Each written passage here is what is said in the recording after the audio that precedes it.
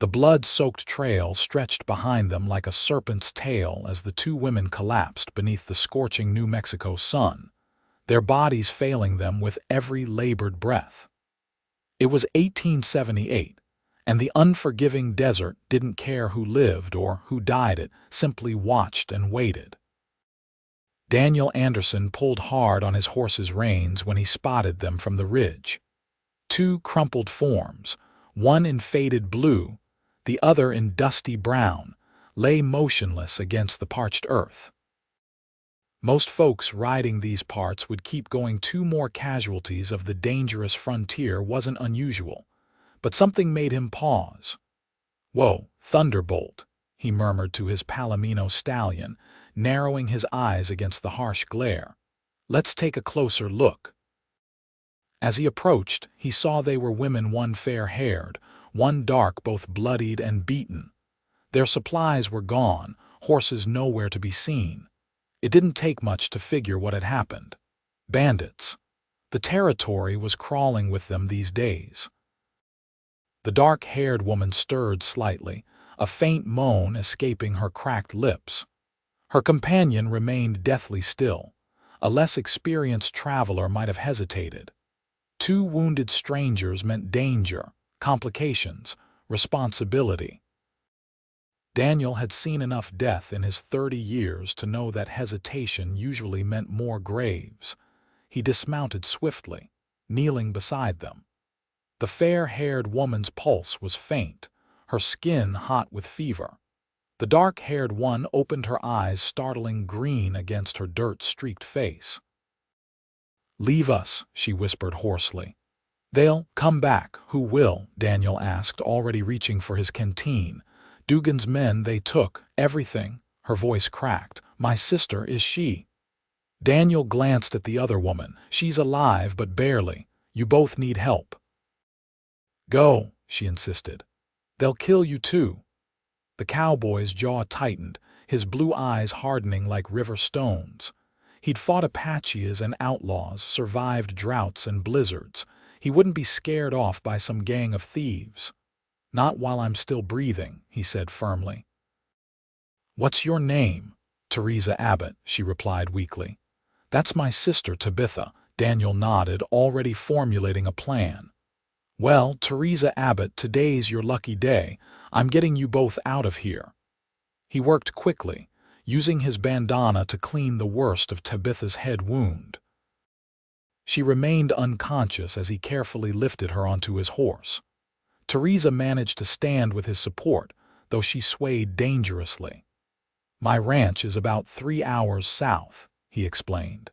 "Can you hold on that long?" Teresa nodded, her face a mask of determination despite her injuries. "I've endured worse." Something in her tone told Daniel that was true. These weren't ordinary travelers, there was steel beneath their battered exteriors. He helped Teresa onto Thunderbolt, then mounted behind her. With one arm securing Tabitha's limp form and the other holding the reins, he nudged his horse forward. "Who are you?" Teresa asked, her voice barely audible above the steady rhythm of hooves. "Daniel Anderson," he replied.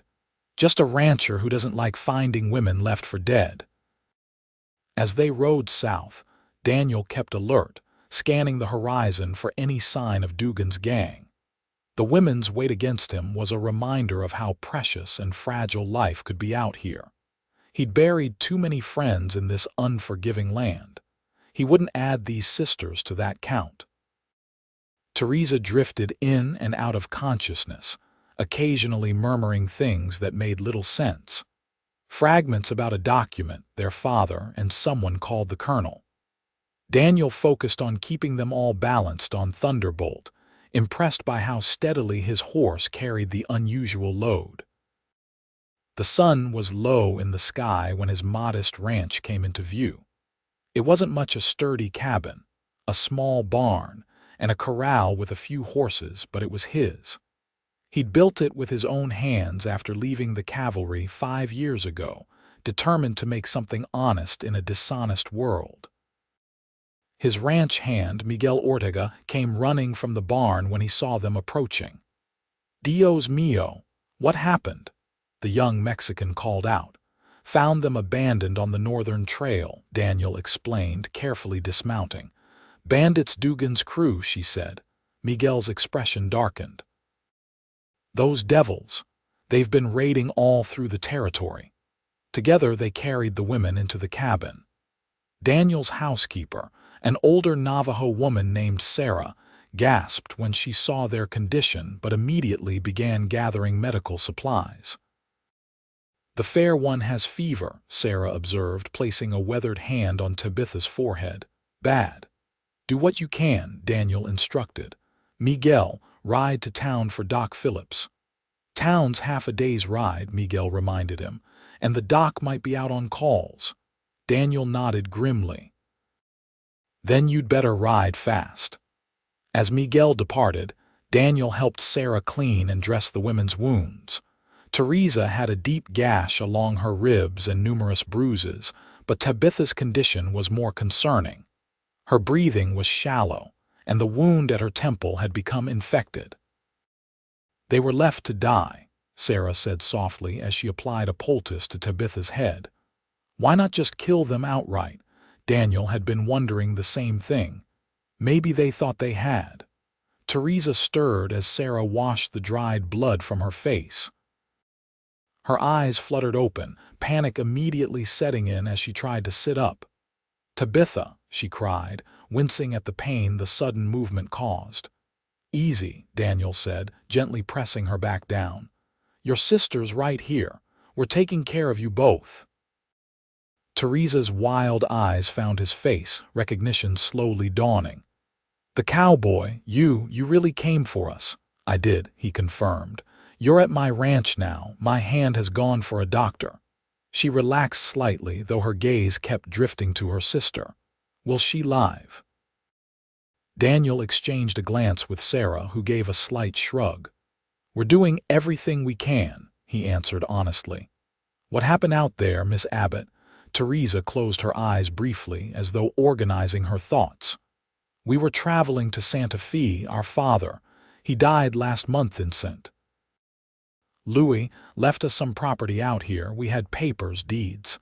And Dugan's men took them, Daniel guessed. She nodded weakly. They followed us for days. We thought we'd lost them, but yesterday morning. Her voice trailed off. There were 6 of them. They took everything, horses, supplies, money, the deeds, and left you to the vultures, Daniel finished grimly. They were going to. She swallowed hard, but their leader got a better idea, said it would be more amusing to let the desert finish us off. A cold fury settled in Daniel's chest. He'd seen the handiwork of men like that during the war and after, when he'd ridden with the cavalry, men who delighted in cruelty. Did you catch any names? He asked.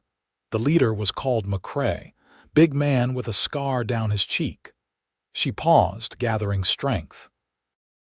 They mentioned someone waiting in Santa Fe. The colonel. Daniel frowned. The name meant nothing to him, but Santa Fe was full of opportunists these days, looking to gobble up land as the territory pushed toward statehood.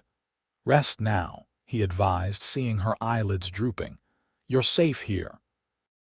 As night fell, Tabitha's condition worsened. The fever raged through her, her skin burning to the touch despite the cool compresses Sarah applied. Teresa refused to sleep, insisting on sitting by her sister's side despite her own injuries. Daniel watched them from the doorway, struck by Teresa's fierce devotion. There was something compelling about her, a strength that went beyond physical endurance. Even half dead on the trail, she tried to warn him away to save him from danger.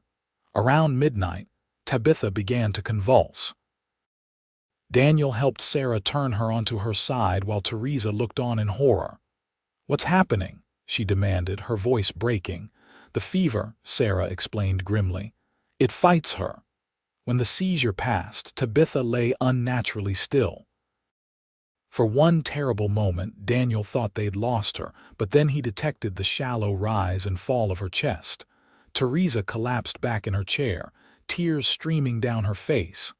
She's all I have left, she whispered. Our mother died when we were young. Father raised us alone. Now he's gone, and if Tabitha—" She couldn't finish. Daniel placed a hand on her shoulder. "Your sister is fighting. Don't give up on her yet." Teresa looked up at him, really seeing him for the first time since they'd arrived. Despite her exhaustion, her green eyes were sharp, assessing. "Why are you helping us?" she asked bluntly. "You don't know us. We could be outlaws ourselves." The question made him smile slightly. "Are you?" "No," she admitted. "But that doesn't answer my question." Daniel considered his response carefully. "Where I come from, you don't leave folk to die." Simple as that. "Where is that?" she asked. "Kentucky, originally. Left when I was 17. Fought in the war, then joined the cavalry. Been out here ever since." Teresa nodded slowly. "You were a soldier. That explains a lot." Before Daniel could respond, Tabitha moaned, drawing their attention. Her eyes opened briefly, unfocused and glazed with fever. "Father," she murmured, "the papers, in the lining." Teresa leaned forward eagerly. "Tabitha, can you hear me?" But Tabitha had slipped away again, back into the fever dreams that held her captive. The night stretched on endlessly. Daniel insisted Teresa rest, but she refused to leave her sister's side. Instead, Sarah brought them food, a simple stew that Teresa barely touched. "You need your strength," Daniel urged her. "Starving yourself won't help your sister." Reluctantly, she ate a few spoonfuls. "Tell me about your ranch," she said, clearly seeking distraction from her worry. Daniel obliged, describing how he'd built the cabin, the difficulties of the first winter, his plans for expanding the herd. He found himself talking more than he normally would, drawn out by her intelligent questions and genuine interest. "You built all this yourself?" she asked, gesturing around the cabin. "Miguel helped with the barn, but yes, mostly." "It's impressive," she said sincerely. "Most men who can build something like this would boast about it more." Daniel shrugged. "Not much point in boasting out here. The land doesn't care about your pride." Their conversation was interrupted by the sound of approaching horses. Daniel immediately reached for his rifle, motioning for Teresa to stay back. "Sarah, watch them," he instructed, moving to the window. Relief flooded him when he recognized Miguel's silhouette, accompanied by a second rider he assumed was Doc Phillips. He opened the door as they dismounted. "Caught the doctor just as he was returning from the Ramirez place," Miguel explained, leading the horses to the hitching post. Doc Phillips, a grizzled man in his 60s with spectacles perched on his nose, nodded in greeting. "Miguel says you've got a pair of half-dead ladies on your hands." "One's conscious and improving," Daniel reported. "The other's bad off with fever. Head wound that's infected." The doctor grunted, grabbing his medical bag. "Let's have a look then." Daniel led him inside, where Teresa stood anxiously by her sister's bedside. The doctor immediately set to work examining Tabitha, his weathered hands gentle but efficient. "How long has she been unconscious?" he asked. "Since I found them yesterday," Daniel answered. "She had a seizure a few hours ago." The doctor nodded grimly. "Infections in deep, needs to be drained and cleaned properly." He looked at Teresa. "Are you her sister? You look alike around the eyes." "Yes," Teresa confirmed. "Will she survive?" The doctor didn't sugarcoat his response. "It's touch and go. That head wound should have been treated immediately, but she's young and seems strong. That's in her favor." He turned to Sarah. "I'll need hot water, clean cloths, and your strongest whiskey." Then to Daniel. "And I'll need you to hold her down. This won't be pleasant." What followed was a grueling procedure as the doctor lanced and drained the infected wound. Though unconscious, Tabitha moaned and thrashed, requiring both Daniel and Miguel to hold her still. Teresa remained at her side, whispering encouragement and wiping away tears when she thought no one was looking. When it was over, The doctor dressed the wound with a clean bandage soaked in an antiseptic solution. "Keep her cool and try to get water into her," he instructed. "If she wakes, give her this for the pain." He handed Sarah a small bottle of laudanum. "I'll stay the night to monitor her. By morning, we'll know which way it's going to go." Teresa's face paled at his blunt assessment, but she nodded resolutely. "Thank you, doctor." Doc Phillips turned his attention to Teresa's wounds next, cleaning and stitching the gash along her ribs with practiced efficiency. "You're lucky," he told her. "Another inch deeper and we'd be having a different conversation." "I've always been the lucky one," she replied with a bitter smile.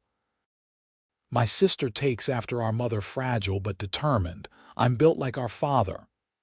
"And what was he like?" Daniel asked, curious. "Stubborn as a mule and twice as cantankerous," she said, wincing as the doctor tightened a bandage. "But a good man." "He taught at Washington University history and law." Daniel raised an eyebrow. "You're educated women, then?" She nodded. "Father believed in education for all his children, regardless of gender, said the future would need smart women as much as smart men." Her expression darkened. "Not that it helped us much out here." "It might yet," Daniel said. "Brains count for something, even in the territories." After the doctor finished his ministrations, Sarah showed him to a small room where he could rest until morning. Miguel retreated to the barn where he had a small sleeping quarters. Daniel insisted Teresa take his bed while he kept watch over Tabitha. "I couldn't possibly," she protested. "You've done too much already." "You need proper rest to heal," he countered. "I've slept in worse places than a chair by a fire." Too exhausted to argue further, she finally acquiesced, though Daniel noticed she left the bedroom door open so she could hear if there was any change in her sister's condition. Left alone with the unconscious woman, Daniel stoked the fire and settled into the chair. The cabin was quiet except for the crackling flames and Tabitha's labored breathing. He found himself studying her face, noting the family resemblance to Teresa. Where Teresa's features were strong and defined, Tabitha's were softer, more delicate. Both were beautiful in their own way. He wondered about the land they'd been traveling to claim and why someone would go to such lengths to steal their deeds. Property disputes were common enough in the territory, but ambushing two women on the trail spoke of something more sinister than an ordinary claim dispute. Daniel's thoughts were interrupted when Tabitha suddenly gasped, her eyes flying open. For an instant she seemed lucid, her gaze fixing on his face with surprising clarity. "Who are you?" she whispered. "Daniel Anderson," he replied gently. "You're at my ranch, you're safe." "Teresa!" Panic edged into her voice. "She's fine," he assured her quickly. "She's resting in the next room. You've been very ill." Tabitha relaxed slightly. "The men, they took everything. I know, your sister told me." She closed her eyes briefly as though gathering strength. "Not everything," she whispered. "Father was too clever for that." Before Daniel could ask what she meant, she drifted back into unconsciousness. He considered waking the doctor but decided against it. The brief moment of lucidity seemed like a good sign, and the doctor needed his rest as much as anyone. Dawn was breaking when Teresa emerged from the bedroom, looking somewhat restored despite the dark circles under her eyes. "Any change?" she asked immediately. Daniel told her about Tabitha's brief awakening. "She asked for you, seemed worried." Relief flooded Teresa's face. "She recognized you, spoke clearly, very clearly, though only for a moment," he confirmed. "She said something odd, though, that your father was too clever and they didn't get everything." "Do you know what she meant?" Teresa's expression became guarded. "I'm not sure," she said, though something in her tone suggested otherwise. Before Daniel could press the matter, Doc Phillips emerged from his room, immediately moving to check on Tabitha. "Fever's down," he announced after examining her. Breathing's easier too. She's not out of danger yet, but it's a good sign. Teresa sagged with relief. Thank God. Thank your friend here too, the doctor said, nodding toward Daniel. Most men would have ridden past. These trails are dangerous enough without taking on other folks' troubles. I'm beginning to understand that Mr. Anderson is not most men, Teresa replied, her eyes meeting Daniel's with a warmth that hadn't been there before. The doctor stayed through breakfast, giving final instructions before departing. Keep the wounds clean, plenty of fluids, and bed rest for at least a week, he ordered. I'll try to check back in a few days, but if the fever returns, send for me immediately. Daniel paid him generously, ignoring his protests. You rode half the night to get here, Doc. Take it. After the doctor left, Teresa insisted on helping Sarah with the household tasks, despite her own injuries. I can't just sit idle while everyone works around me, she explained when Daniel objected. Besides, it helps keep my mind off everything. Daniel understood that need. He'd seen it in soldiers after battle, the desire to stay busy, to feel useful rather than helpless. He left her folding laundry with Sarah while he went to help Miguel with the morning chores. Those ladies bring trouble, Miguel observed as they mucked out the stalls.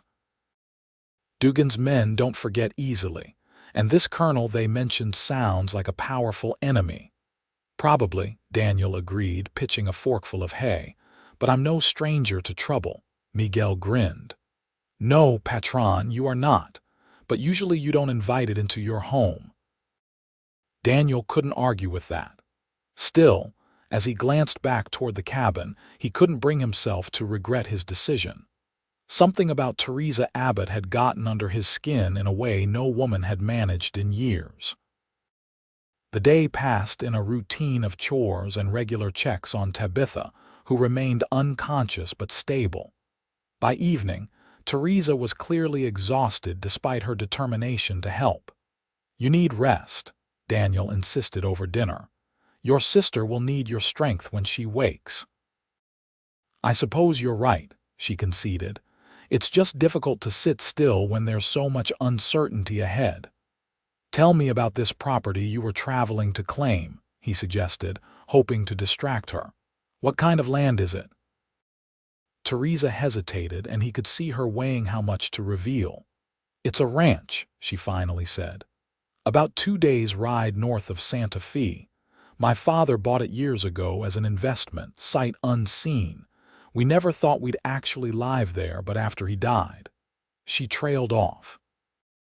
You had no other options, Daniel guessed. Our father's creditors took most of his estate, she explained. The property here was all that remained. We thought we could sell it, use the money to establish ourselves somewhere. A bitter smile crossed her face.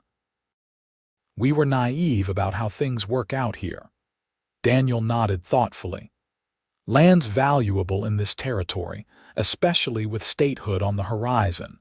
But it's strange they'd go to such lengths rather than just challenging your claim legally. Unless the deeds themselves were important, Teresa murmured, almost to herself. How so? She seemed to catch herself, shaking her head. Just thinking aloud, it's been a long day. Daniel didn't push, though his curiosity was piqued. There was more to the Abbott sisters' story than they were sharing. After dinner, Teresa checked on Tabitha once more before retiring to Daniel's room. Once again, she left the door ajar. Daniel was about to settle into his chair by the fire when he noticed something unusual. Tabitha's traveling dress, which Sarah had washed and mended, was draped over a chair. But the hem had been partially opened and crudely stitched back together with different colored thread. Recalling Tabitha's feverish words about papers in the lining, he examined the dress more closely. Sure enough, there was something flat and stiff hidden within the hem. Carefully, he worked a finger into the stitching, loosening it just enough to feel what was inside. Paper-folded documents of some kind. He withdrew his hand without removing them. Whatever secrets the Abbott sisters were keeping, he wouldn't violate their trust by snooping. But it confirmed his suspicion that there was more to their story than a simple land claim. He was still pondering this when a noise outside caught his attention. It was too deliberate to be an animal, a soft crunch of boot on gravel. Daniel moved silently to the window, peering out into the moonlit yard. A shadow detached itself from the barn, moving stealthily toward the cabin. It wasn't Miguel. The figure was too tall, too broad. Daniel reached for his rifle, checking that it was loaded before moving to the door. Opening it just enough to slip through, he stepped onto the porch, keeping to the shadows. The intruder froze, clearly having heard the door. For a long moment, neither moved. Then the figure bolted, sprinting toward where a horse was tethered beyond the corral. Daniel raised his rifle but hesitated to fire. A gunshot would wake the entire household, and he wasn't certain the intruder was alone. Instead, he gave chase, his long legs eating up the distance between them. The man reached his horse and was scrambling to mount when Daniel tackled him, sending them both crashing to the ground. They rolled in the dirt, trading blows. The stranger was strong, landing a solid punch to Daniel's ribs that drove the air from his lungs. But Daniel had fought in too many bar brawls and skirmishes to be taken down easily. He countered with a right hook that connected with the man's jaw, stunning him long enough for Daniel to pin him down. "Who are you?" Daniel demanded, pressing his forearm against the man's throat. "What do you want here?" The stranger glared up at him, blood trickling from his split lip. "Just passin' through," he wheezed. "Thought this place was abandoned. With the lights on and horses in the corral." Daniel pressed harder. "Try again." Before the man could respond, a rifle cocked behind them. "Let him go, Anderson," a gruff voice ordered. Daniel turned slowly to find 3 mounted men, all with weapons trained on him. The leader, a burly man with a distinctive scar down his right cheek, smiled coldly. "Figured those women might have survived," the scarred man said. "Followed their trail here. You should have minded your own business, Cowboy." McCrae, this had to be the leader Teresa had mentioned. Daniel maintained his grip on the first man but raised his other hand slightly, calculating his options. His rifle lay several feet away, dropped during the scuffle. "3 women were hardly a threat to you," Daniel said, playing dumb. "What kind of men leave them to die in the desert?" The scarred man laughed. "The kind who get paid well to make sure certain deeds never reach Santa Fe." His eyes narrowed. "Now, where are they, the women?" "Inside. One's barely alive thanks to you." "Not the women," McCrae spat. "The papers. The real deeds to the Blackwater property." Before Daniel could respond, a shot rang out from the direction of the cabin. One of McCrae's men cried out, clutching his shoulder as he tumbled from his horse. Daniel used the distraction to shove his captive toward McCrae, reaching for his boot knife as he rolled away from the gunfire that erupted around him. From the corner of his eye, he saw Miguel emerge from the barn, rifle raised, while Teresa stood on the cabin porch, a shotgun braced against her shoulder. For a woman who had been half dead the day before, her aim was remarkably steady. "Leave now," she called out, her voice carrying clearly in the night air. "Or the next shot won't be a warning." McCrae's face contorted with rage. "You think you can threaten me, girl? I've killed a dozen men tougher than you." "Perhaps," Teresa replied coolly. "But can you do it before I pull this trigger? I'm aiming at your chest, Mr. McCrae, and at this distance, I won't miss." The standoff stretched for several heartbeats. Then McCrae gestured to his remaining man. "This isn't over," he growled, wheeling his horse around. "The colonel wants those papers, and he'll get them along with your pretty heads." They retreated, dragging their wounded companion with them. Daniel retrieved his rifle, keeping it trained on their backs until they disappeared into the darkness. Only then did Teresa lower the shotgun, her hands trembling slightly. "Are you hurt?" she asked as Daniel approached. "Just some bruises," he assured her. "Where did you learn to handle a shotgun like that?"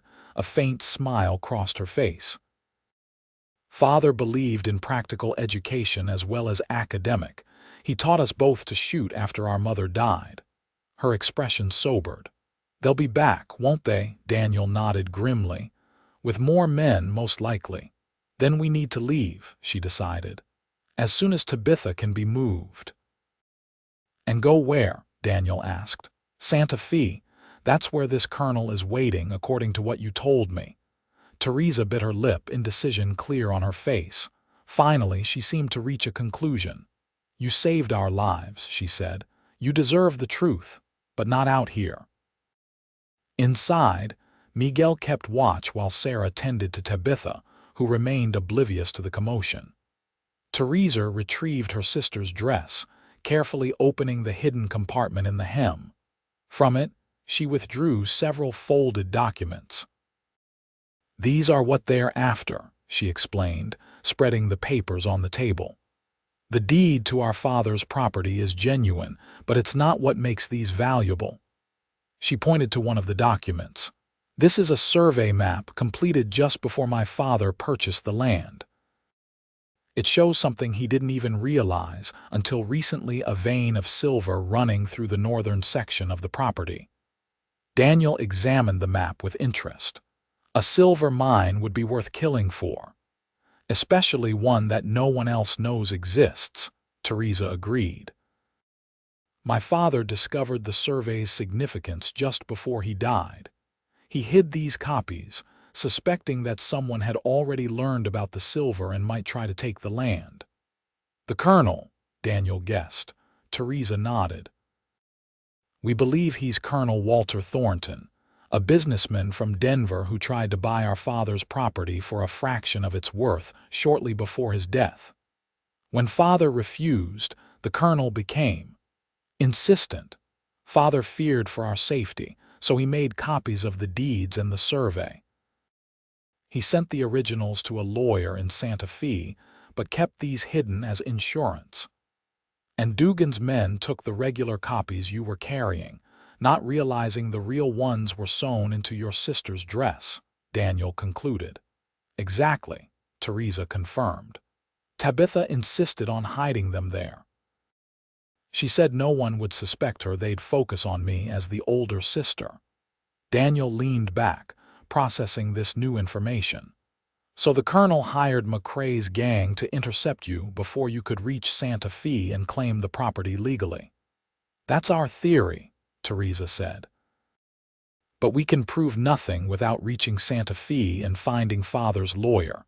The problem is, we have no money, no horses, and my sister can barely travel."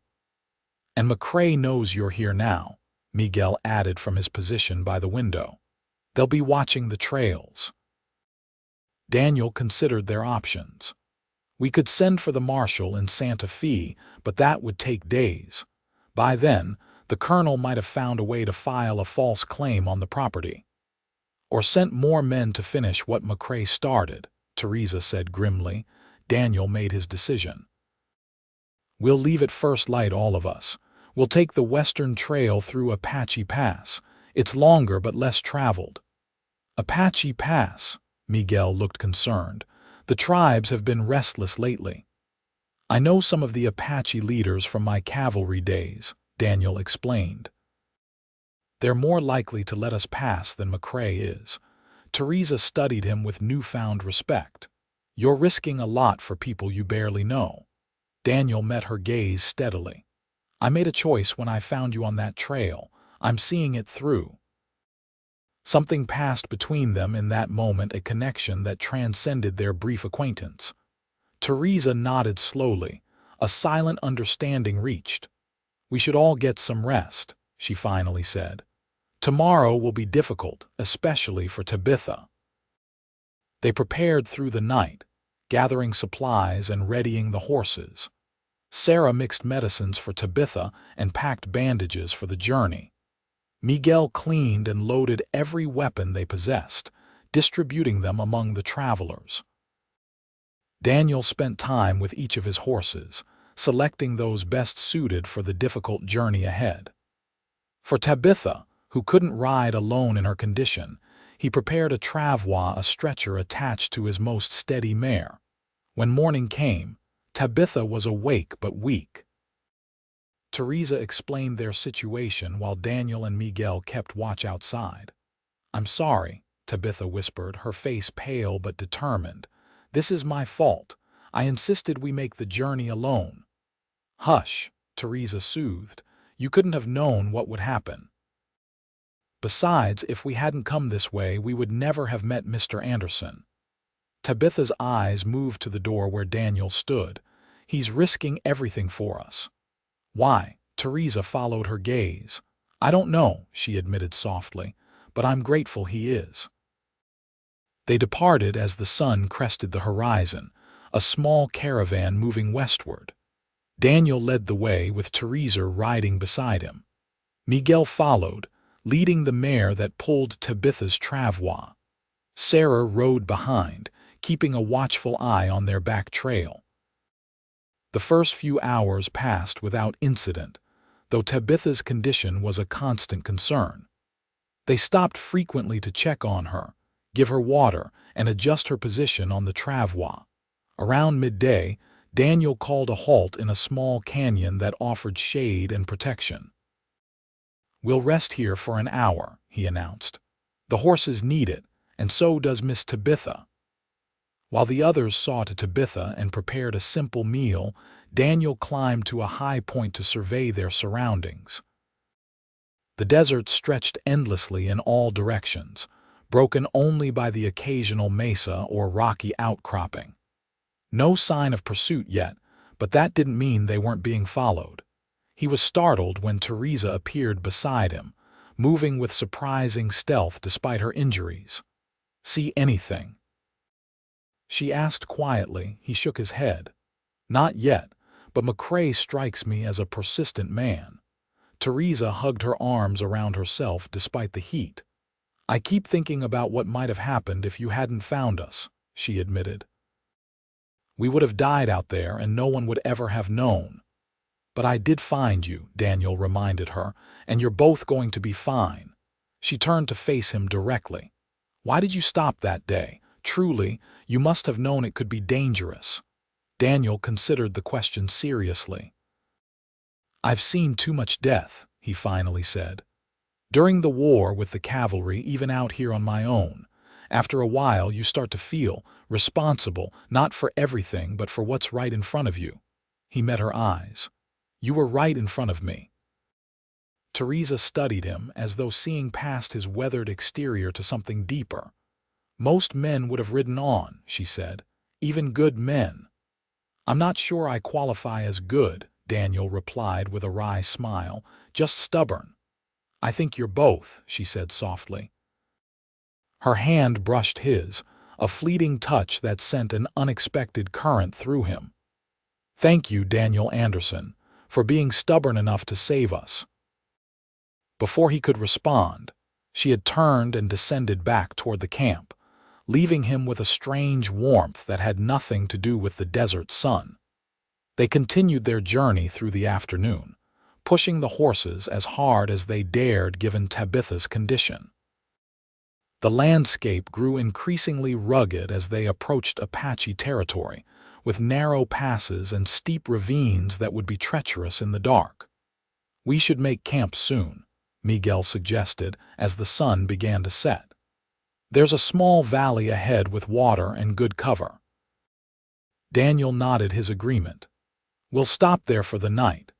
The valley proved to be a good choice. A small stream provided fresh water, while a stand of cottonwoods offered shelter and firewood. They made camp efficiently, each person falling into tasks without needing direction.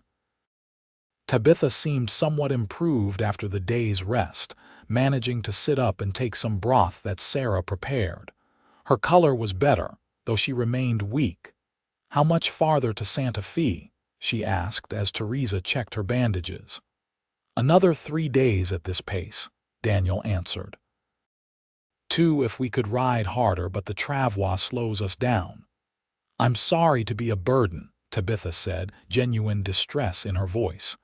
You're not a burden, Teresa insisted firmly. You're my sister, and we're in this together. Daniel watched their interaction with interest.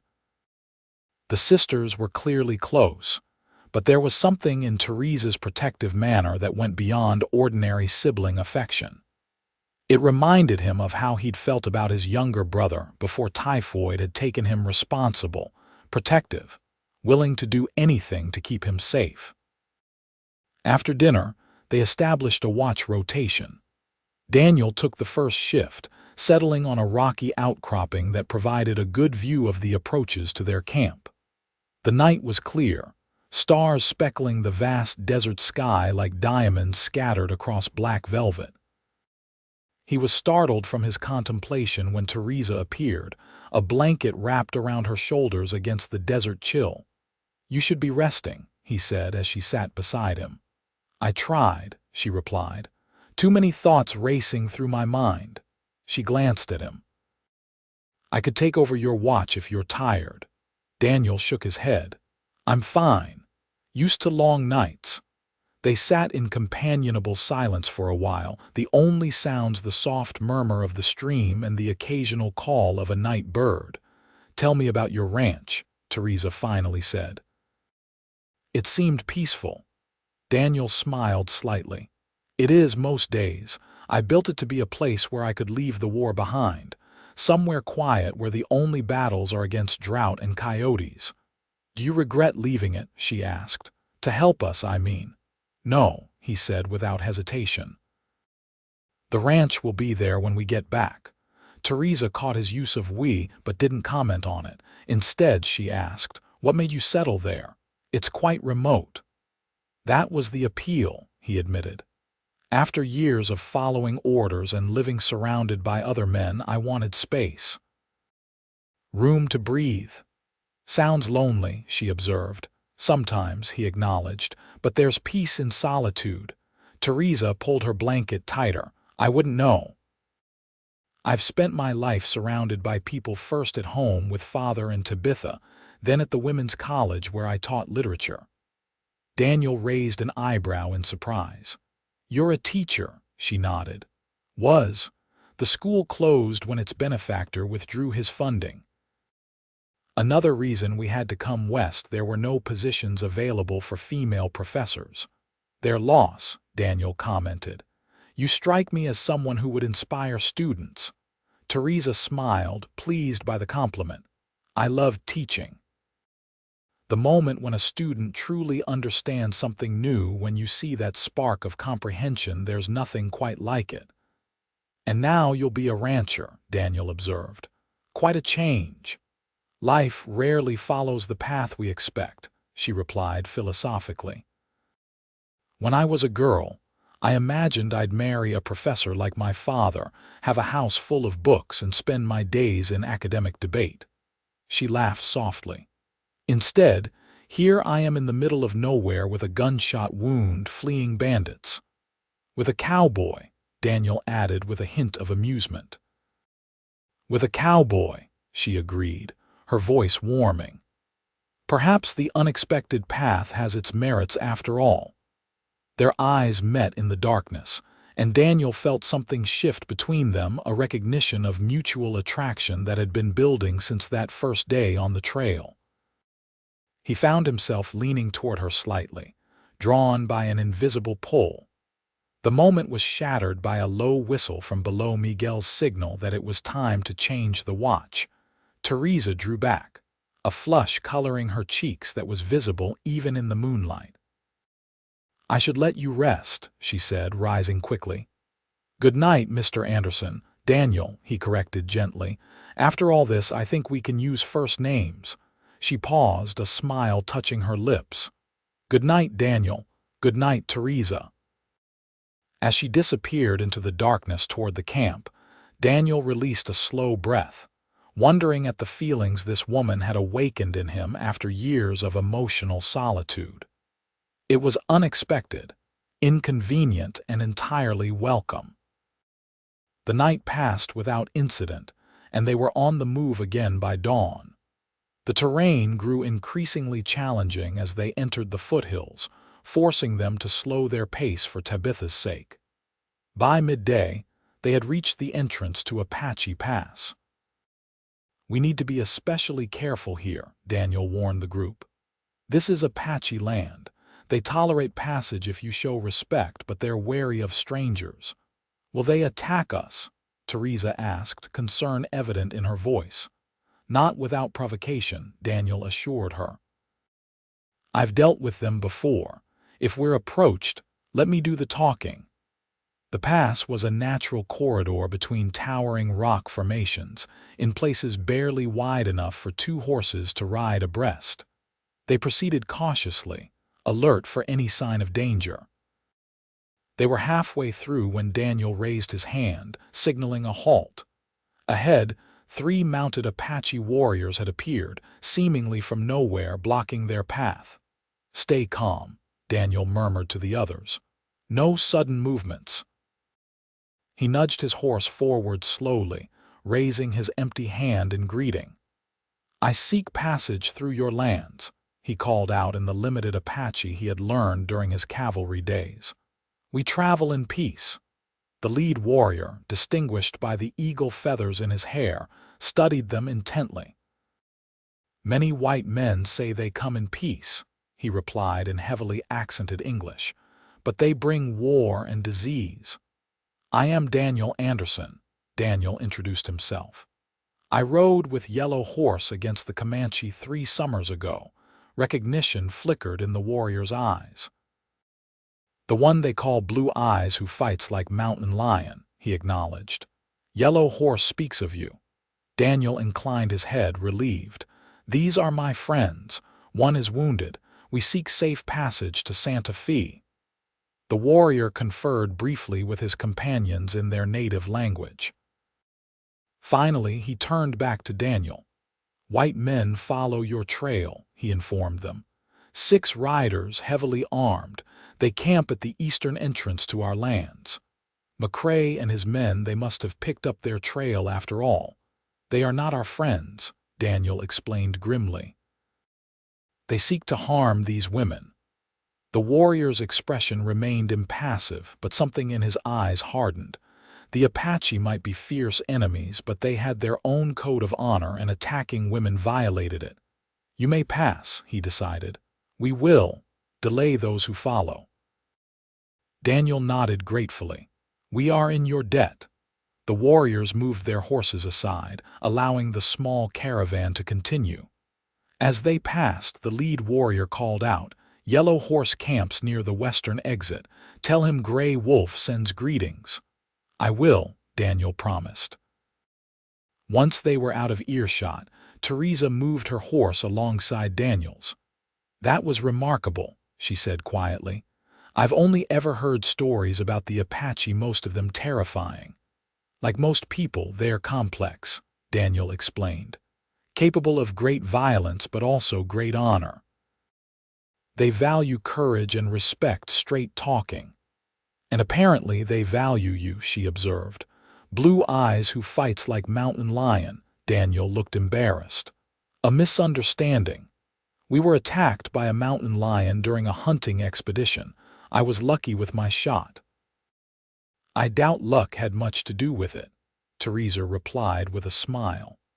They continued through the pass without further encounters, though Daniel felt the weight of unseen eyes watching their progress. The Apache were masters of blending with their environment. They were never truly alone in this territory. By late afternoon, they had reached the western edge of the pass, where the landscape opened into a broad valley. As promised, a small Apache encampment was visible in the distance, smoke rising from several fires. "Yellow Horse's people," Daniel confirmed. "We should pay our respects." Miguel looked uneasy. "Is that wise, Patron? With Señorita Tabitha's condition?" Daniel understood his concern, but protocol was important here. "A brief visit only. It would be an insult to pass without greeting them, especially after Gray Wolf's assistance. They approached the camp slowly, making sure their weapons were clearly not at the ready. Several warriors rode out to meet them, escorting them to where an older man sat before the largest teepee. Yellow Horse had aged since Daniel had last seen him, his face more deeply lined, his hair streaked with gray. But his eyes were as sharp as ever as he rose to greet them. "Daniel Anderson," he said in surprisingly good English. "Many moons have passed." "Too many, my friend," Daniel agreed, dismounting and clasping the chief's outstretched arm in the traditional Apache greeting. "Gray Wolf sends his regards." Yellow Horse nodded, then turned his attention to the rest of the party, his gaze lingering on Tabitha in her travois. "Your friend is injured." Daniel explained their situation briefly, omitting the details about the silver mine but making it clear that McCrae's men intended them harm. Yellow Horse listened without interruption. When Daniel finished, he gestured toward his teepee. "Come, share our fire, rest here tonight." Daniel glanced at Teresa, who nodded her agreement. The offer was both an honor and a practical blessing. They would be safe here, and Tabitha could benefit from a night without travel. "We accept with gratitude," Daniel replied formally. What followed was an experience none of them had anticipated. The Apache women immediately took charge of Tabitha, moving her to a comfortable pallet inside one of the teepees. The tribe's medicine man, a wizened elder with knowing eyes, examined her wounds and prepared a poultice of herbs that seemed to ease her pain almost immediately. Teresa watched with fascination as the Apache women tended to her sister. "Their medicine is remarkable," she observed to Daniel as they sat by the central fire later. "Tabitha seems stronger already." "The Apache know healing plants we've never identified," Daniel explained. "They've lived on this land for generations. They understand it in ways we're still learning." Yellow Horse joined them, offering a pipe which Daniel accepted out of respect. "The men who follow you," Yellow Horse said after they had smoked in silence for a time, "they do not honor the old ways." "No," Daniel agreed. "They follow only greed and violence." Yellow Horse nodded thoughtfully. "Such men bring destruction upon themselves eventually." He studied Teresa with interest. "Your woman has a strong spirit. She will need it for the path ahead." Teresa started to correct the misunderstanding, but Daniel spoke first. "She is the strongest person I know," he said simply, his eyes meeting Teresa's across the fire. The chief smiled slightly, as though confirming something he had suspected. "The Great Spirit brings together those who are meant to walk the same path." The evening continued with a shared meal, and later, tribal dancers performing a traditional ceremony that was rarely witnessed by outsiders. Daniel explained to Teresa that it was a gesture of great respect. They were being honored as friends of the tribe. When they finally retired to the guest teepee prepared for them, Teresa found Tabitha awake and more alert than she had been since the attack. "How do you feel?" Teresa asked, touching her sister's forehead. "The fever seemed completely gone." "Better," Tabitha replied, her voice stronger. "Their medicine is powerful." She glanced around. "Where's Daniel?" speaking with Yellow Horse. "They're discussing our route to Santa Fe." Teresa sat beside her sister. "We should be safe here tonight." Tabitha studied her sister's face in the dim light. "You care for him," she observed quietly. Teresa started to deny it, then sighed. "Is it that obvious?" "Only to someone who knows you as well as I do," Tabitha replied with a small smile. "He's a good man, Tess." "Yes," Teresa agreed softly. "Better than I deserve to find in these circumstances." "Circumstances have a way of revealing true character," Tabitha mused, "in both danger and kindness." She reached for her sister's hand. "Father would approve, I think." Teresa squeezed her hand, emotion tightening her throat. Let's just focus on getting you to Santa Fe safely. Everything else can wait." But later, lying awake on her pallet while the others slept, Teresa found her thoughts returning to Daniel, his quiet strength, his unwavering determination to protect them, the way his eyes softened when he looked at her across the fire. She had come west expecting hardship and challenge, not to find a man who stirred feelings she had long ago resigned herself to never experiencing. Outside, she could hear the soft murmur of the Apache sentries keeping watch over the camp. In the distance, a coyote called to its pack, a lonely sound that echoed through the valley.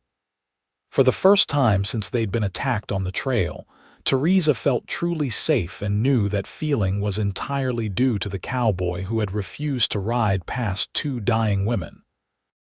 "Not while I'm still breathing," he had said. Simple words that had changed everything. Morning brought renewed energy to their small party.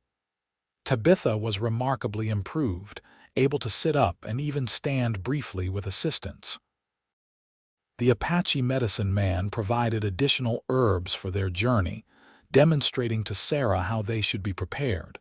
Yellow Horse approached as they were preparing to depart. "My scouts report the men who follow you were delayed," he informed Daniel with a hint of satisfaction. "They will not trouble you before you reach the white man's town." Daniel clasped the chief's arm gratefully. "Your friendship honors us." Yellow Horse nodded, then turned to Teresa. "For you," he said, presenting her with a small leather pouch. "To remember that not all paths are straight, but the right one leads to where you belong." Teresa accepted the gift with appropriate reverence. "Thank you for your wisdom and hospitality." As they rode away from the camp, Teresa opened the pouch. Inside was a small carved figure, a horse and rider, crafted from pale wood with remarkable detail. "It's beautiful," she said, showing it to Daniel. He examined it with appreciation. "Yellow Horse is known for his carvings. This is a special gift. It represents safe passage and protection." Teresa tucked it carefully into her pocket. "I'll treasure it." Their journey continued with renewed purpose. With McCrae temporarily delayed and Tabitha's condition improving, they made better time than expected. By nightfall, they had covered nearly twice the distance Daniel had anticipated. "One more day to Santa Fe at this pace," he announced as they made camp beside a small creek. "We should arrive by tomorrow evening if all goes well." The mood around the campfire was lighter than it had been since their journey began. Even Miguel, who had maintained a cautious vigilance throughout, seemed more relaxed, sharing stories of his childhood in Mexico that had them all laughing.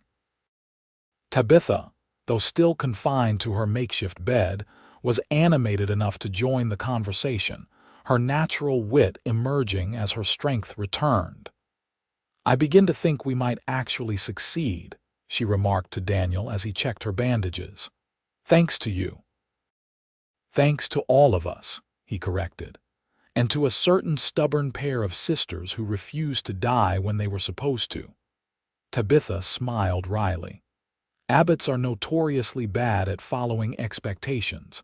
Our mother scandalized tea society by marrying a penniless professor. Father outraged his colleagues by teaching evolution. And Teresa," she glanced toward her sister, who was helping Sarah prepare dinner. "Teresa defied everyone by pursuing education instead of marriage. And now you're both defying a powerful man who wants your land," Daniel observed.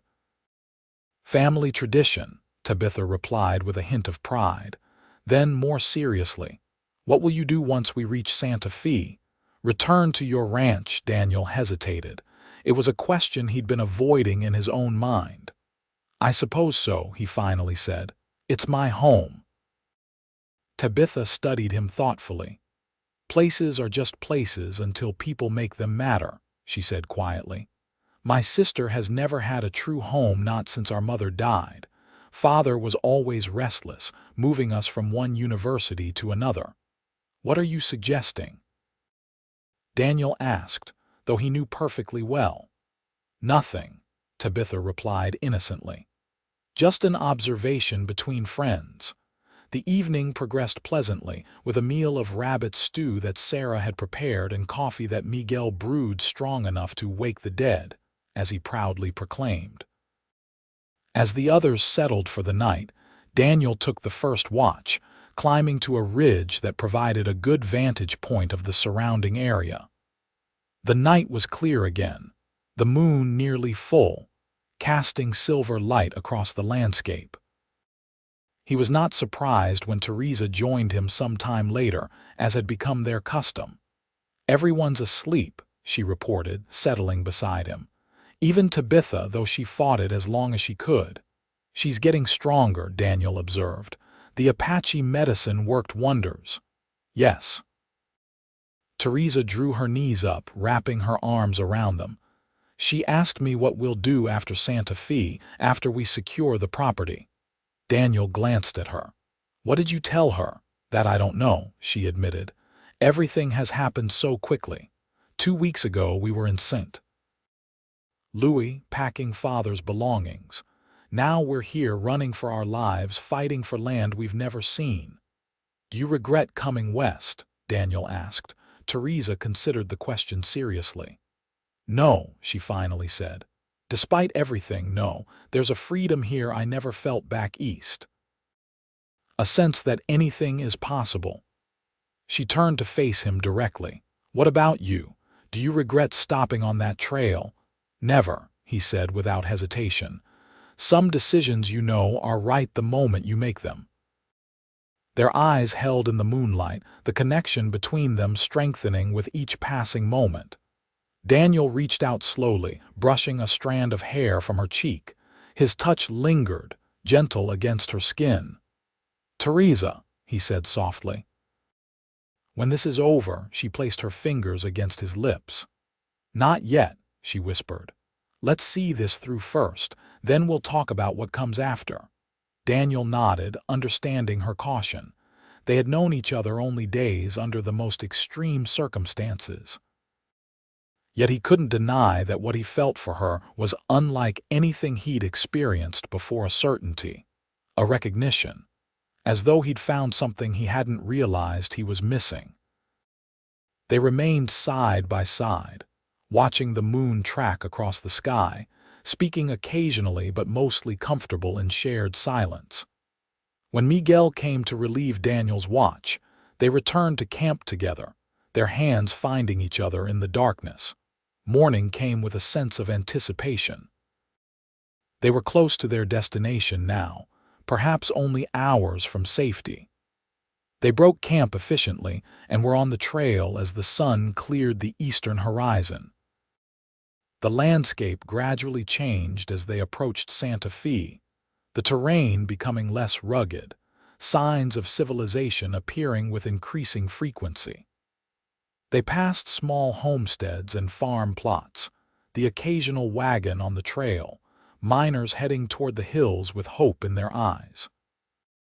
By mid-afternoon, they could see Santa Fe in the distance, its adobe buildings glowing warmly in the sunlight. They stopped to rest the horses one final time before entering the town.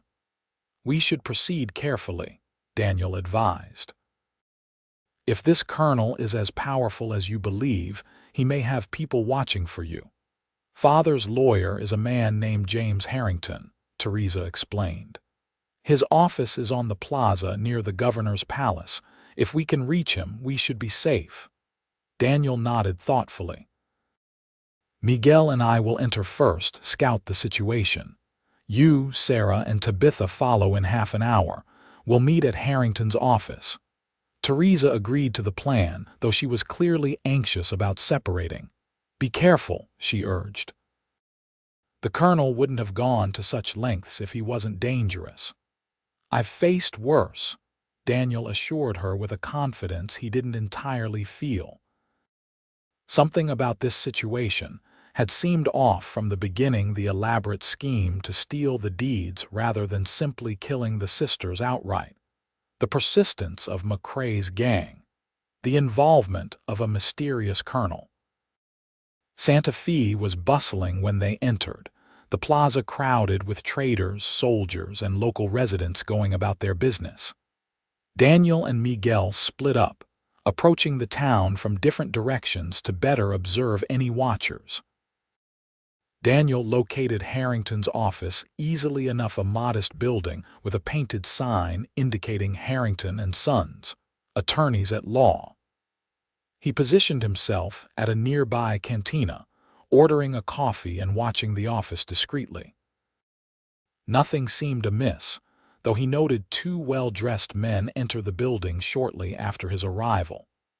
They emerged some 20 minutes later, looking displeased. Something about their bearing suggested military background, the colonel's men, perhaps. When the appointed time arrived, Daniel made his way toward the edge of town where he had arranged to meet the women. They arrived punctually, with Tabitha seated on a horse now rather than in the travois, though she looked pale from the effort. "Any trouble?" Teresa asked immediately. Daniel shook his head. "Nothing definite, but I have a feeling we're being watched. Two men visited Harrington's office earlier. They didn't look like typical clients." "How should we proceed?" Teresa asked, deferring to his judgment. "Directly," he decided. "The longer we wait, the more chance of being spotted. We'll go straight to Harrington's office together." They made their way through the crowded streets, Daniel and Miguel flanking the women protectively. Sarah had changed into her best dress, and with Teresa and Tabitha similarly presentable despite their travels. They attracted little attention, just another group of visitors to the territorial capital. Harrington's office was quiet when they entered, a young clerk looking up from his desk in surprise at the size of their party. "May I help you?" he inquired politely. "We need to see Mr. Harrington immediately," Teresa stated firmly. "I'm Teresa Abbott, daughter of Professor William Abbott." He was Mr. Harrington's client. Recognition flashed across the clerk's face, followed quickly by concern. "Miss Abbott, we've been expecting you for over a week." Mr. Harrington was becoming quite worried. "We were delayed," Teresa explained with significant understatement. "Is Mr. Harrington available?" Of course, the clerk said, rising. "Please follow me." He led them to a handsome office at the rear of the building, where a distinguished man in his 60s rose from behind a desk, piled with legal documents. "Miss Abbott?" he asked, extending his hand. "James Harrington, I was beginning to fear the worst." "Your concerns weren't unfounded," Teresa replied, shaking his hand. "We were attacked on the trail. If not for Mr. Anderson here, we would not have survived." Harrington's bushy eyebrows rose as he took in Daniel's weathered appearance. "Then we are all in your debt, sir." He gestured to the chairs arranged before his desk. "Please sit. You must be exhausted." Once they were settled, with the clerk dispatched to bring refreshments, Harrington's expression grew serious. "I received your father's documents several weeks ago," he informed them, along with a letter explaining his concerns about Colonel Thornton's interest in the property. "I must say, I found his suspicions difficult to credit at first. Thornton is a respected businessman in these parts." "Our father was not given to unfounded accusations," Tabitha said quietly. Harrington nodded. "I've since had cause to reconsider my assessment.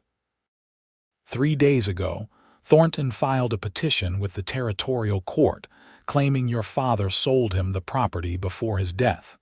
He produced a bill of sale that appears to bear your father's signature."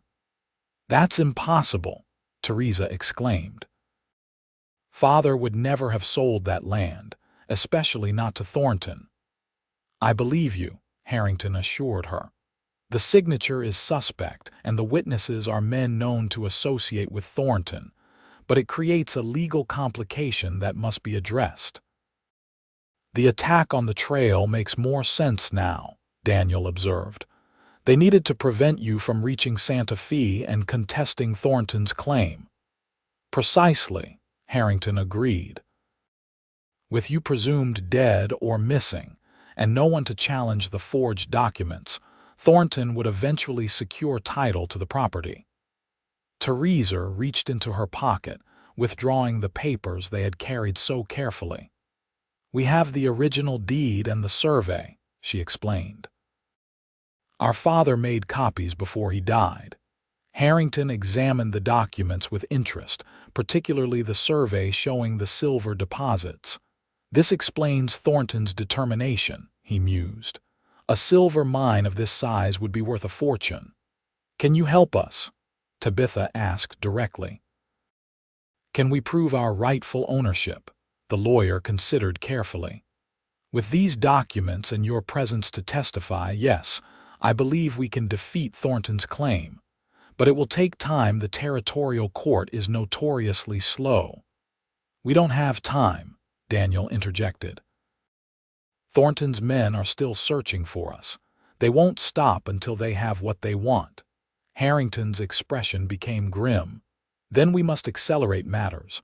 I have some influence with Judge Calloway. If I explain the circumstances, he might agree to an emergency hearing."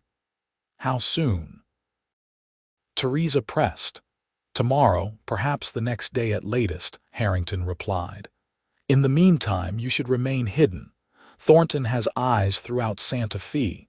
"We can't impose on you," Teresa began, but Harrington waved away her concern. "I have a house outside town, my late wife's family property. It's secluded and well protected. You'll be safe there until the hearing." Daniel exchanged glances with Teresa. It seemed their best option under the circumstances. "Thank you," she said gratefully. "We accept your hospitality." Harrington nodded, satisfied. "Good. I'll make arrangements immediately. And Miss Abbott," he added, his expression softening, "your father was a good man. I'm honored to fulfill my promise to him by assisting you and your sister." They left Harrington's office by a back entrance, following the lawyer's clerk through a series of alleyways to where a carriage waited. The journey to Harrington's country house took less than an hour, revealing a comfortable hacienda-style home surrounded by cottonwood trees and protected by a sturdy wall. "My caretakers, the Garcias, will see to your needs," Harrington explained as he showed them inside. "I must return to town to petition Judge Calloway, but I'll send word as soon as I have news." After the lawyer departed, they settled into the unexpected luxury of proper beds and hot baths. Tabitha, still weak from her ordeal, retired early, with Sarah attending to her needs. Miguel volunteered to keep watch, stationing himself on the hacienda's flat roof with a clear view of the approaching road.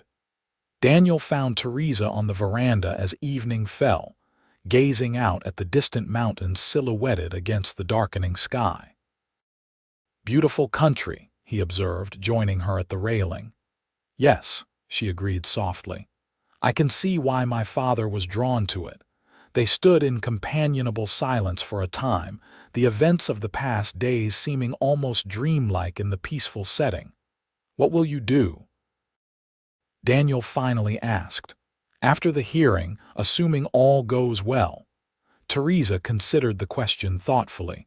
"We'll need to see the property, assess the silver deposit, make decisions about development." She glanced at him. "It's a lot to manage for two women alone." "You won't be alone," he said quietly. "Not if you don't want to be." She turned to face him fully, her expression serious.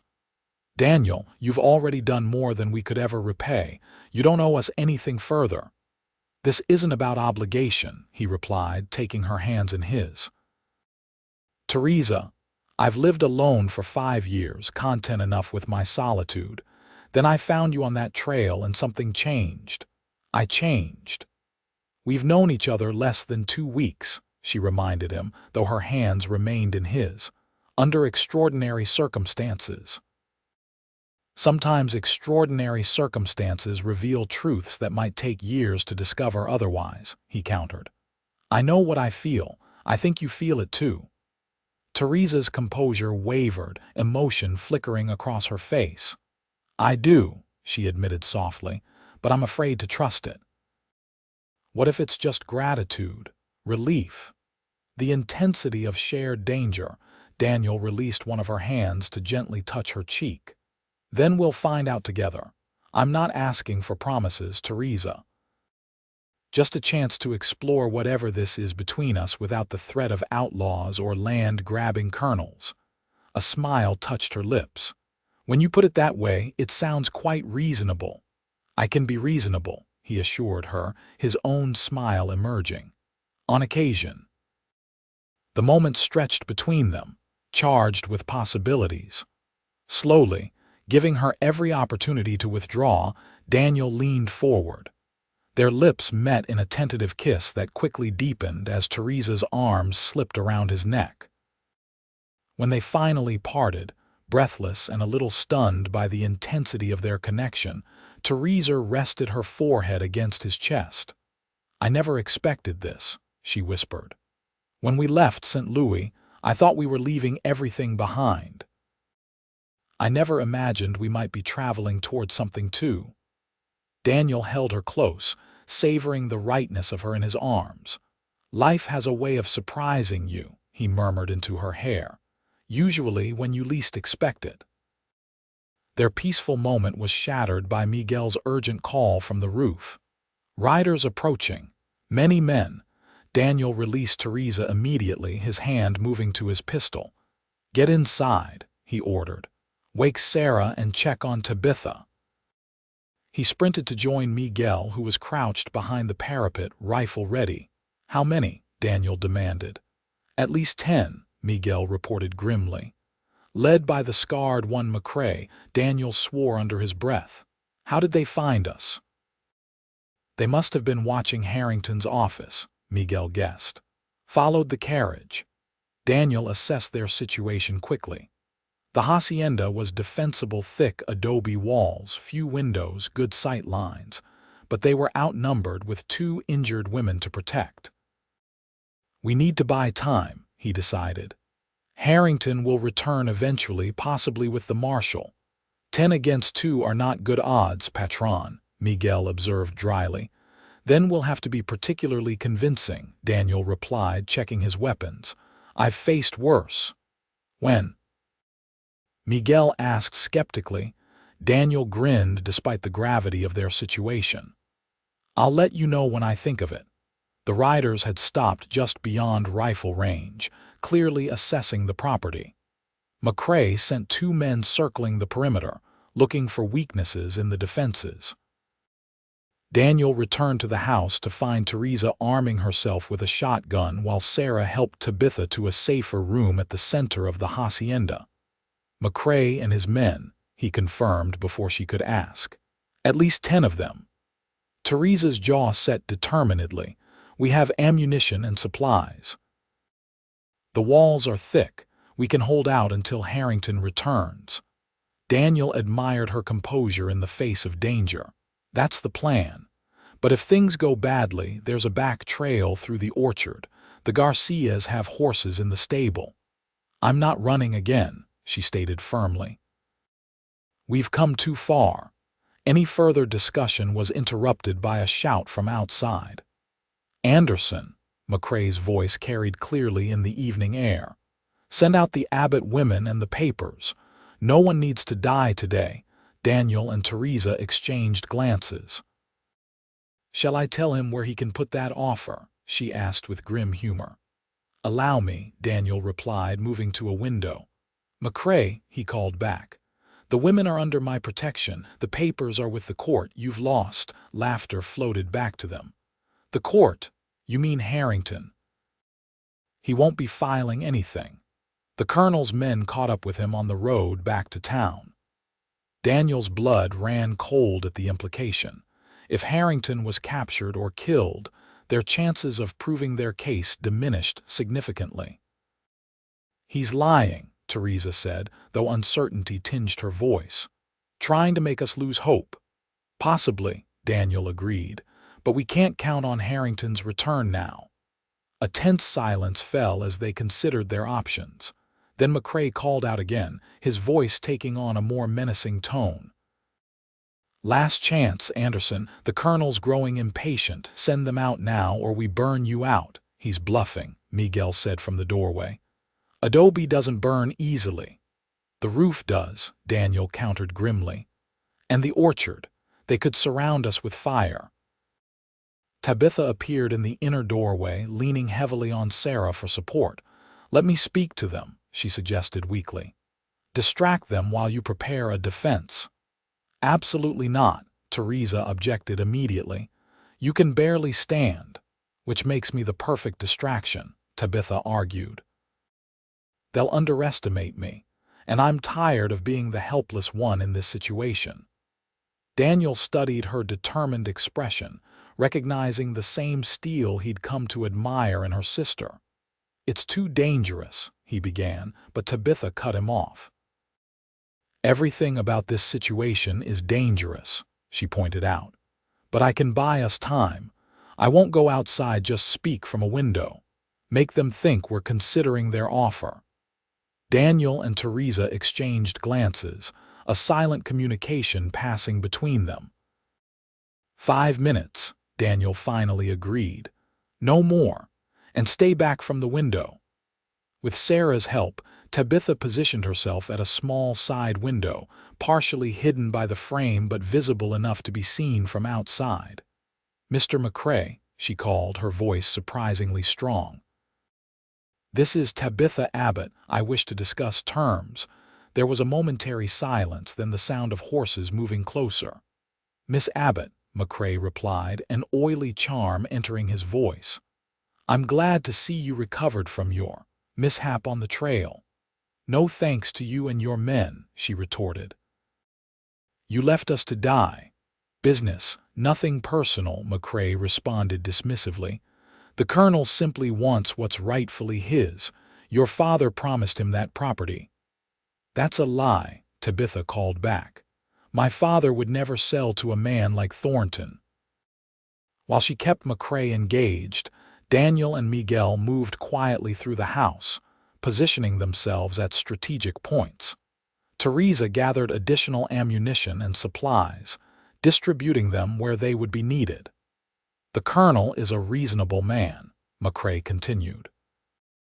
He's willing to offer you compensation for the inconvenience, $5,000 enough to establish yourselves comfortably elsewhere. Tabitha laughed incredulously. 5,000 for a silver mine worth hundreds of thousands. You take us for fools. There was a telling pause before McCrae responded, confirming that he hadn't known the true value of the deposit. The colonel's offer is generous considering your position, he finally said, his voice hardening. You have no friends here, no influence. Even if you survive tonight, how will you develop a mine? 2 women alone. We're not alone, Tabitha replied confidently. We have powerful allies. You mean the cowboy, McCrae sneered. He can't save you from what's coming. Daniel moved to Tabitha's side, signaling that her time was up. She nodded in understanding but couldn't resist a parting shot. Mr. McCrae, she called out. The colonel chose poorly when he hired you. Your incompetence has cost him dearly. An enraged roar answered her, followed by a gunshot that struck the wall near the window. Daniel pulled Tabitha away just as more shots followed, peppering the adobe with bullets that thudded harmlessly into the thick walls. Well, Tabitha remarked dryly as Sarah helped her to safety. That went about as expected. Daniel couldn't help but smile at her spirit. You did well. Made him angry enough to waste ammunition. And confirmed that they don't know the full value of the mine, she added. That's important, Daniel nodded. It means the colonel is working with incomplete information. He wants the property but doesn't fully understand what he's fighting for. The attack continued sporadically through the evening, more an attempt to wear them down than a serious assault. Daniel and Miguel returned fire judiciously, conserving their ammunition while maintaining the illusion of stronger defenses than they actually possessed. As night fell, McCrae's men built fires around the perimeter, illuminating the grounds to prevent escape under cover of darkness. The message was clear: they were prepared for a siege. In the small hours of the morning, during a lull in the shooting, Teresa found Daniel at his post by an upstairs window, vigilantly scanning the darkness beyond the fires. "You should rest," she told him, offering a cup of coffee. "I can take a shift." He accepted the coffee gratefully. "I'm fine. How's Tabitha?" "Sleeping, finally," Teresa replied, settling beside him. "Sarah gave her something for the pain." She hesitated, then added, "I've been thinking about what McCrae said about Harrington." Daniel nodded grimly. "If they've captured him, our legal options are limited. And even if he escaped, he may not be able to reach us with help in time." "Then we need to consider alternatives," she said pragmatically. "I won't let the colonel steal what's rightfully ours, but I also won't sacrifice our lives for property, no matter how valuable." Daniel studied her in the dim light. "What are you suggesting?" "A compromise, perhaps," she replied thoughtfully. "The colonel wants the silver, but the property is large, over 2,000 acres according to the deed. The silver vein runs through only a portion of it." "You'd offer to sell him the mining rights?" Daniel asked, understanding her direction. "Or form a partnership," she elaborated. "He has the capital and connections to develop the mine properly. We retain ownership of the land and a percentage of the profits." Daniel considered the proposal. "It's a practical solution, but will a man like Thornton accept it?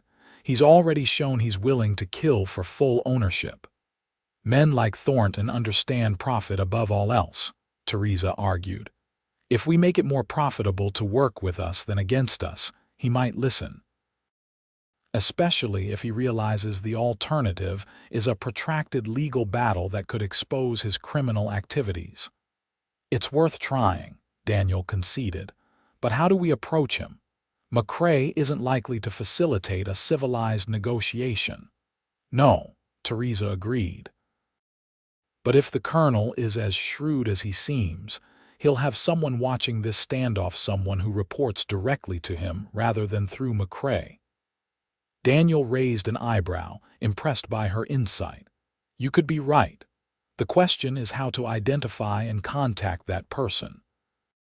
Their conversation was interrupted by the sound of approaching horses, not from McCrae's position, but from the road to Santa Fe. Daniel tensed, raising his rifle, but then relaxed as he recognized the pattern of hoofbeats. "More than 2 riders," he observed. "Moving openly, not trying to be stealthy." Teresa joined him at the window, straining to see through the darkness. "Reinforcements? For which side?" Their answer came moments later as a commanding voice rang out from the road. "This is Marshal Robert Taylor. McCrae, your men are surrounded. Throw down your weapons." A flurry of activity erupted around McCrae's camp as his men scrambled for cover. Gunfire erupted briefly, then fell silent as the overwhelming force of the law became apparent. Within minutes, the shooting had stopped entirely. Daniel and Teresa watched in amazement as McCrae and his men, hands raised, were disarmed and restrained by a dozen armed men led by a tall figure in a marshal's coat. "I think Harrington made it to Santa Fe after all," Daniel observed with a relieved smile. They ventured cautiously to the front door, weapons still ready. The marshal approached, flanked by a deputy, and to their surprise, James Harrington himself, looking somewhat disheveled but very much alive. "Mr. Anderson," the marshal called. "Miss Abbott, it's safe to come out now." They emerged slowly, still wary after the hours of siege. "Marshal Taylor," Harrington introduced them. "These are the people I told you about, the rightful owners of the Abbott property." The marshal nodded in greeting. "Apologies for the delay, folks. Mr. Harrington had quite a tale to tell when he reached my office. Took some time to gather enough men for this operation." "We thought they'd caught you on the road," Teresa said to Harrington. The lawyer smiled wryly. "They tried." Fortunately, I know these back roads better than the colonel's men. I took a detour through Garcia's Gulch, added hours to my journey, but avoided their ambush. What about the colonel? Daniel asked the marshal. Thornton himself. Being taken into custody as we speak, Taylor replied with satisfaction. Mr. Harrington provided enough evidence of fraud and attempted murder to convince Judge Calloway to issue warrants immediately. The territorial governor himself authorized the operation when he learned of Thornton's activities. Relief washed over them in waves. After days of running, fighting, and fearing for their lives, it was almost difficult to believe the danger had truly passed. Your property rights will be confirmed at a hearing tomorrow, Harrington informed them. Just a formality now. Thornton's petition will be dismissed and the original deeds registered in your names. Teresa's hand found Daniel's, their fingers intertwining as they absorbed this resolution to their ordeal. What happens now? She asked, looking from the marshal to Harrington. Now, Harrington replied with a tired smile, you can begin the future your father envisioned for you. The next morning brought a flurry of activity as they prepared to attend the hearing in Santa Fe. Tabitha, though still weak, insisted on being present for this final vindication of their claim. I didn't come all this way to miss the moment we officially become landowners, she declared as Sarah helped her dress. The hearing itself was surprisingly brief. Judge Calloway, a no-nonsense man with sharp eyes and a reputation for integrity, reviewed the evidence, confirmed the authenticity of Professor Abbott's original deed, and formally dismissed Colonel Thornton's fraudulent claim. The property known as Silverwood Ranch is hereby recognized as the lawful possession of Teresa and Tabitha Abbott, he pronounced, banging his gavel with finality. Outside the courthouse, Teresa stood in the sunshine, still processing the reality that their ordeal was truly over.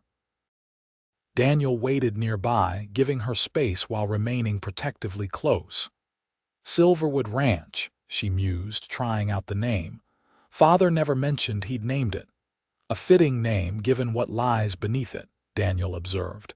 She turned to him, her expression thoughtful. We still haven't seen it, our property. Will you come with us? I'd like your assessment of the land, the structures.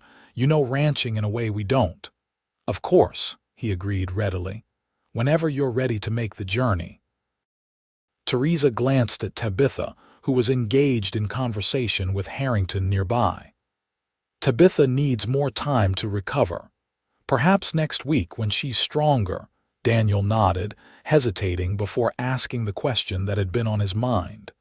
And after that?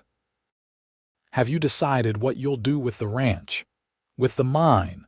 We've discussed some options, she replied carefully. Development partnerships, management arrangements. We'll need help, certainly. I see, Daniel said, trying to keep disappointment from his voice. It sounded as though they were planning to proceed independently, seeking professional assistance rather than whatever it was he'd hoped to offer. Teresa studied his face, then laughed softly. Daniel Anderson, for a man who faced down outlaws without flinching, you're remarkably transparent sometimes. He raised an eyebrow, confused by her amusement. We need a partner we can trust, she explained more directly. Someone who understands the land, who can help us build something lasting. Someone who didn't hesitate to risk everything for two strangers left for dead by a trail. Understanding dawned slowly. Are you offering me a business partnership? I'm offering you whatever you want it to be, she replied softly. Business, personal, or both. Tabitha and I have discussed it at length. We both agree. Hope and happiness surged through him. I want both, he said without hesitation. I want to help you build Silverwood Ranch into everything it can be, but more than that, I want to build a life with you, Teresa Abbott. Her smile was radiant as she stepped closer to him. Then that's what we'll do, together. Epilogue: 1 year later, the main house at Silverwood Ranch stood completed at last, its stone and timber construction solid against the New Mexico sky. From the broad porch, Teresa watched as Daniel directed the placement of the last section of fencing that would complete the north pasture. So much had changed in a year. The silver mine was operational now, producing enough wealth to fund the ranch's development and still provide handsomely for their future. Miguel had been promoted to foreman, overseeing a small but loyal crew of ranch hands. Sarah had stayed on as housekeeper, her knowledge of local plants and medicine proving invaluable as they established gardens and orchards. Tabitha had flourished once she fully recovered, discovering an unexpected talent for business negotiations. She now handled the administrative side of their enterprises, dealing with buyers, suppliers, and the mining engineers with confident efficiency. And Daniel? Teresa smiled as she watched him ride toward the house, his tall figure at ease in the saddle. Daniel had become everything she hadn't known she needed: partner, protector, husband. They had married in Santa Fe 6 months after the confrontation with Thornton, a simple ceremony attended by their growing circle of friends. Yellow Horse had sent representatives bearing gifts, a symbolic alliance between the Abbott Anderson Ranch and the Apache tribe that continued to benefit both communities. Daniel dismounted at the hitching post, pausing to speak with Miguel before heading toward the house. His face brightened when he spotted her waiting. "Fence is finished," he announced, climbing the steps to join her. "The new cattle can be brought in next week." "Perfect timing," she replied, leaning into his embrace. "Tabitha received word from the Denver buyers. They've agreed to our terms for the silver contract." Daniel smiled proudly. "Your sister drives a hard bargain." "An Abbott family trait," Teresa teased, "though I think I got the better deal." She reached up to touch his face, still sometimes amazed that this good man was hers. "No," he disagreed softly. "That was me the day I decided to stop on that trail." He placed his hand over hers. "Not while I'm still breathing," he quoted himself. "Best promise I ever made." Teresa laughed, joy bubbling through her. "A promise well kept, Mr. Anderson." As the sun set over Silverwood Ranch, painting the land in hues of gold and crimson, they stood together on the porch of the home they had built, not just the physical structure, but the life they had created from the most unlikely of beginnings. 2 women left for dead by the trail. 1 cowboy who refused to ride past. A love story written in courage, determination, and the unshakable belief that some things are worth fighting for. Some beginnings look like endings, Teresa thought as Daniel's arms tightened around her, until someone decides otherwise.